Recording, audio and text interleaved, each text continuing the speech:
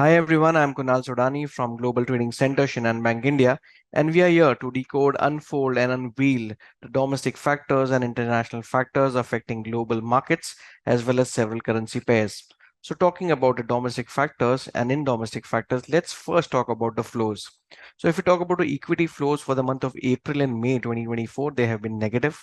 But if we talk about the flows for the month of June, they have been slightly positive to the tune of 1,700 crores.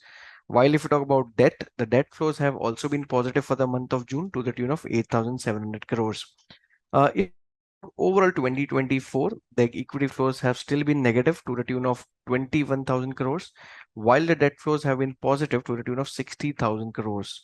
So this is purely from the FPI perspective. But on 20th of June, Indian bonds will be included in the JP Morgan Bond Index, and where the expectations remains on the first day, that is on 28th of June, we may expect inflows of around $2 billion itself.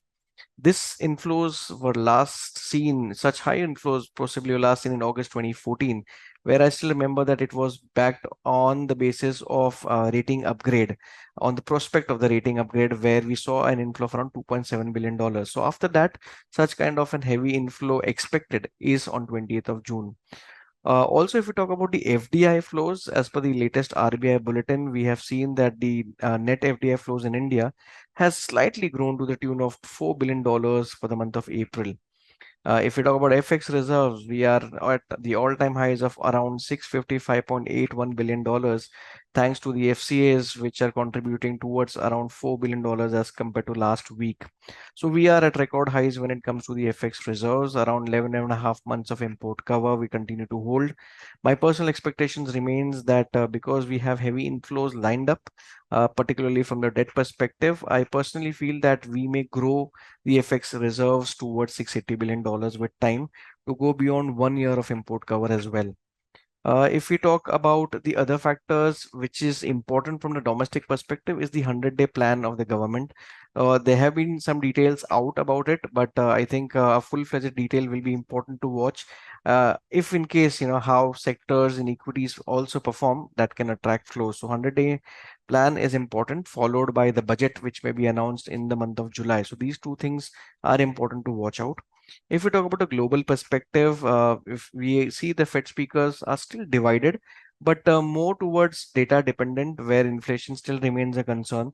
So a couple of them have been of the opinion that further more inflation data has to be watched out, and remaining till December with the same rate still may a wise decision. But on the other hand, there have been instances of some members who have been of the opinion that a quarter basis to a half basis point rate cut for the year 2024 is still on cards, considering the slowing inflation also. So again, there's a mix of it. My personal expectation remains that we may see a rate cut for the year, maybe not two by the Fed. On the ECB perspective, there has been a lot of political drama, particularly when it goes to the snap elections of France. And euro dollar pair did break 1.07 levels, also made a low of 1.0667 and bounce from those levels. So technically, 1.0650 remains a very important support zone, and the bounce can lead towards 1.0820. Only if a break of 1.0650, then yes, we may drift lower. But first of all, it remains a very important support. So let's see if it breaks or no. On the other hand, if we talk about the Bank of England, the Bank of England policy is expected to remain status quo and the rates to remain at 5.25% for this policy. If we combine this into the dollar index pair, the dollar index pair is finding very strong support at 104 figure, while 105.50 is acting as an immediate resistance zone. But if taken out, then there can be a possibility of the near highs of 106.52 levels. So this is from the dollar index perspective.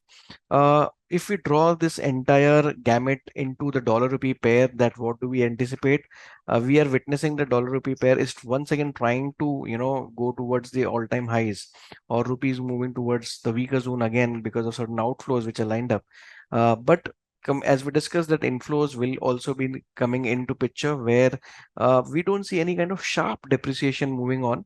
So for dollar rupee, we anticipate 83.72 to act as a very important resistance, which is the NDF highs, which we have been talking about. So that acts as the first crucial resistance zone, while a close below 83.28 may open doors towards 83.10 also. But then we need to close below 83.28. So that's all from my side, friends. Wishing you all a very happy investing and trading session ahead. Thank you so much.